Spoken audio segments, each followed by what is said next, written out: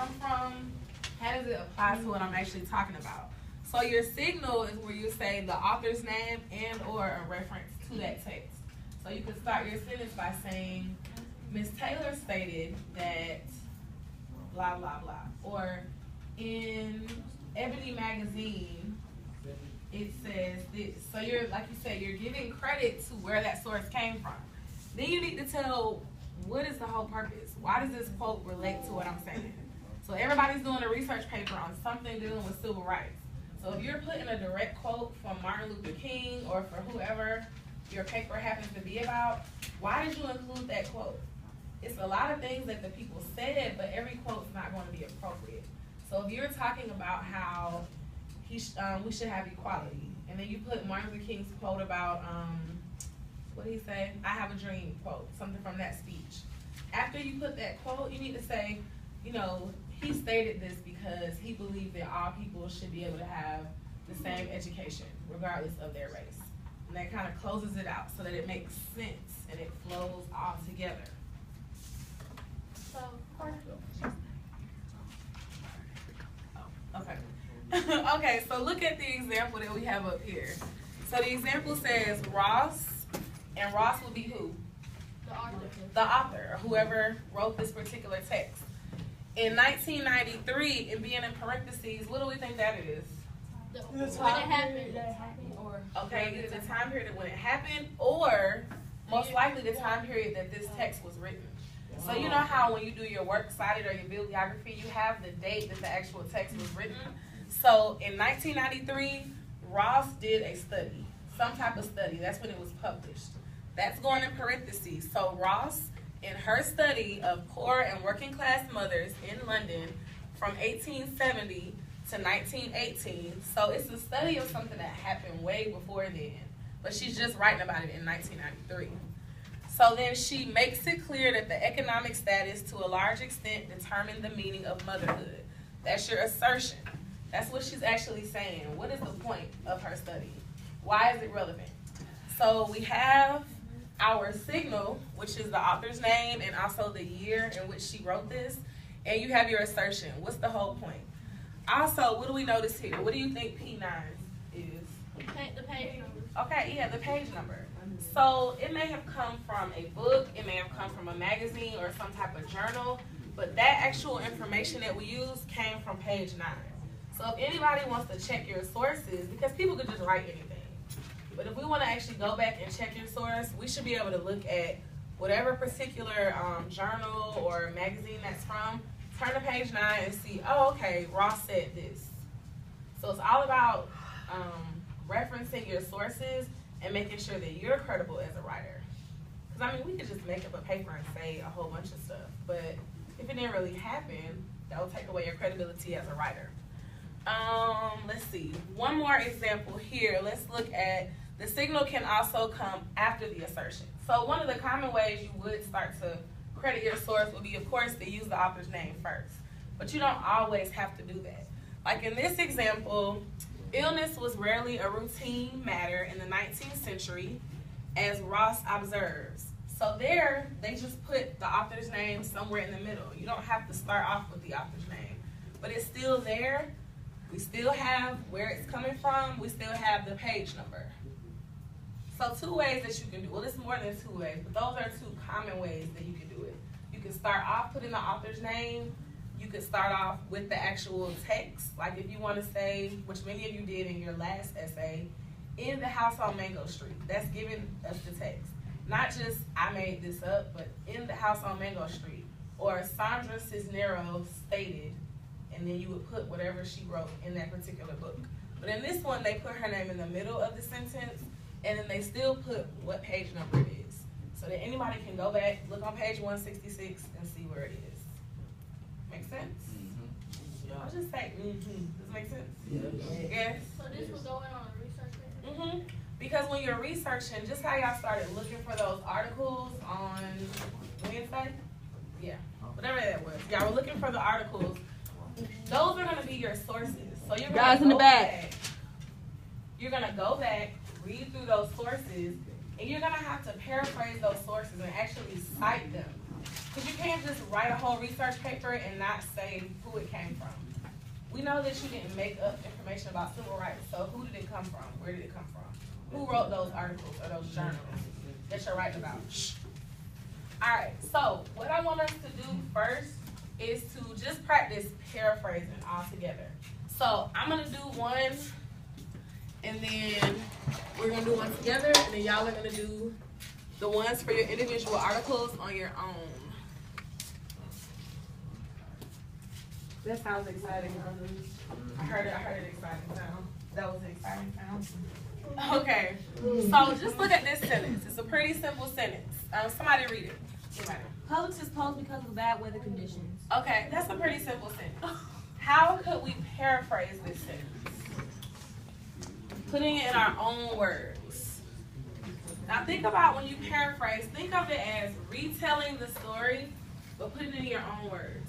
So say, for example, if something happened at lunch, if there was a fight at lunch, your friend wasn't in there, but you want them to know everything that happened. So you're trying to relive this moment in your head so that you can tell them all the details. Well, Sierra jumped up on the table, Davion was throwing milk. You want to say everything that happened. So you're thinking about it.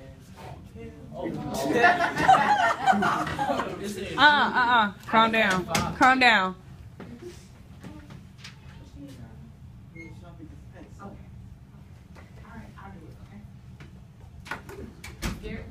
Me too. So, yeah. Cut it out. Cut it out.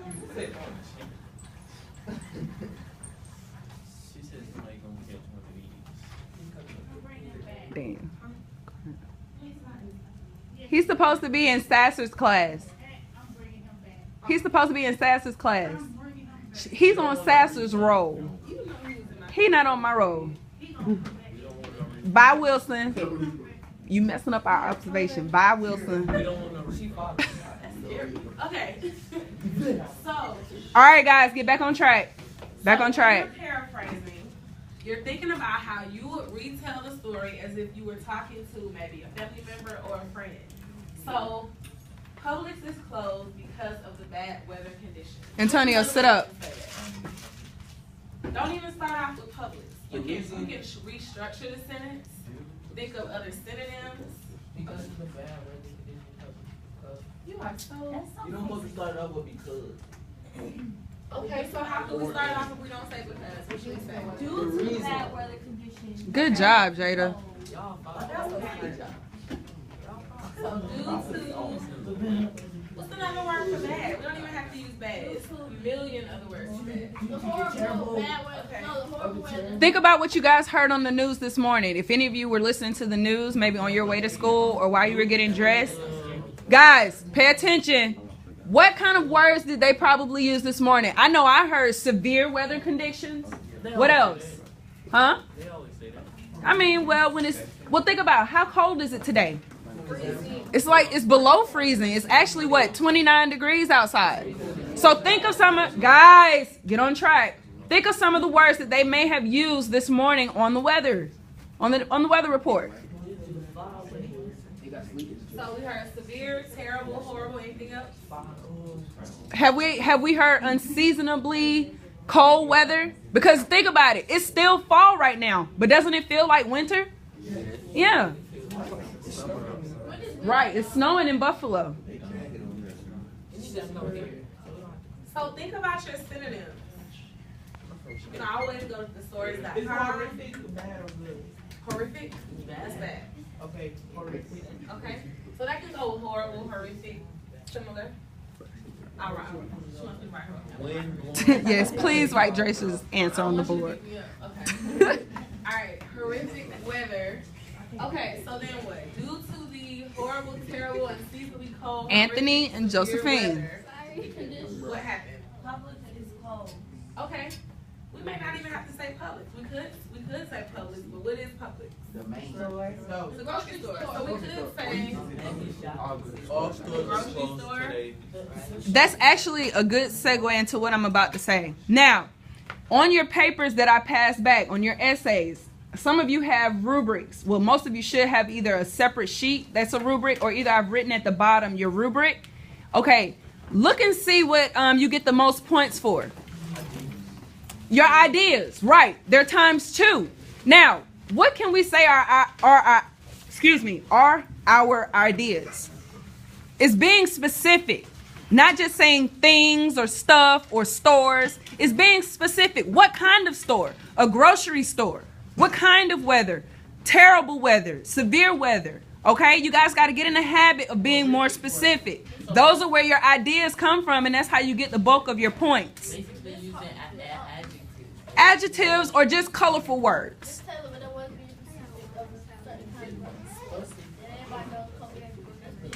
No, I mean in the paraphrasing, because you went when she said what other word can we use for Publix? Some of you guys just said stores, but then Miss Redmond pushed you guys to say what kind of store? A grocery store. Okay, that's where your ideas come from. All right, you got to get in the habit of including those into your papers. All right, go ahead, Miss Redmond. Then also said we could say supermarket. Supermarket is good. All right. So it's about 9:20. Let's just go into this. Okay, now, Ms. Redmond and I are going to pass out a slip of paper, and we're going to go through together how to paraphrase just these one-line sentences, okay? Before we release you into looking up your sources again and paraphrasing your different sources that you guys found on, what's today, Friday? Wednesday.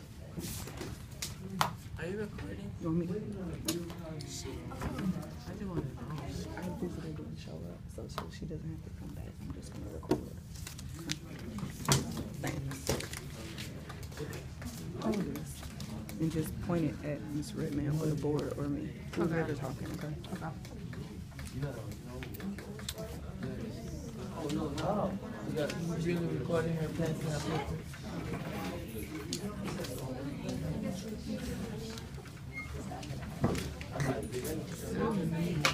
Now, does everyone have a slip? Who does not have a slip? You don't?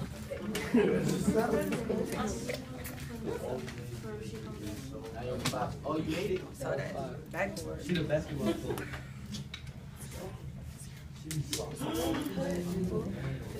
We want them to actually finish looking for sources. It's like 9:20. Talking to me, bro. She had an observation and she's being observed. No, I don't have to calm nothing down. All right, I have to listen calm up. it down. Miss Redmond is getting ready to go through this. Listen up, because you want to know how to do this. Listen up. Listen up. So you can add this to your notes. So let's go through these 3 sentences and see how we can paraphrase them into our own words. First, I want to give y'all a chance to do it by yourself. Yes. Can we write on the paper? Put it on your notes. I don't know if you're going to have space. You can put it on your notes. You can write over the back. Put it on your notes. Just put it in your notes. So look at number 1. The Mojave Desert is so hot that it is dangerous to try to cross it without plenty of water. So let's quietly try to do that one, and then we'll talk about it together.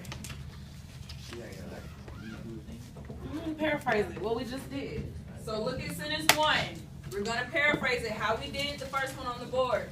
We said Publix is closed because of the bad weather conditions. That's the original sentence. Then look at the paraphrase sentence. Due to horrible weather, the grocery store was closed. It's saying the same thing. You've just put it in what? Your own words. Good. Now, everyone try the first one on their own, and we're gonna come back together and we're gonna do it together. All right? Think about how we changed the structure too. How we just did it. All right, I'm about to put some big words in here. It's not about putting big words. I'm about to change some Oh, I got one now. I'm about to put big words.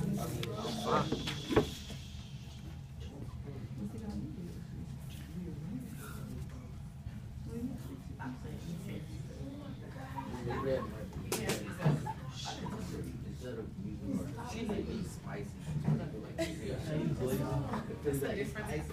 That's a different type of hot. Oh.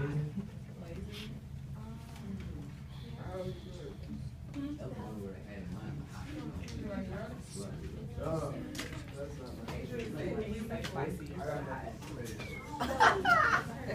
type of hot.